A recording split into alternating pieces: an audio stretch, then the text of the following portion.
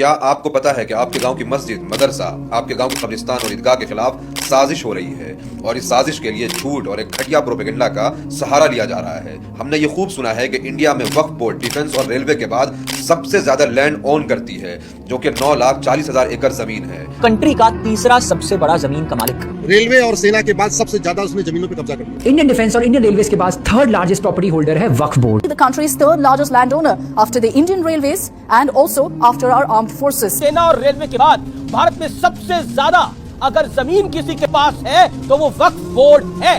अब ये बताकर कि वक्फ बोर्ड के पास रेलवे और डिफेंस के बाद सबसे ज्यादा जमीन है, लोगों को डराया जाता है जैसे कोई बहुत ही खतरनाक माफिया इन सब के पीछे काम कर रही हो। मगर हमें ये किसी ने नहीं बताया कि अकेले उड़ीसा में सिर्फ 13 मंदिरों के पास 12 लाख एकड़ जमीन है।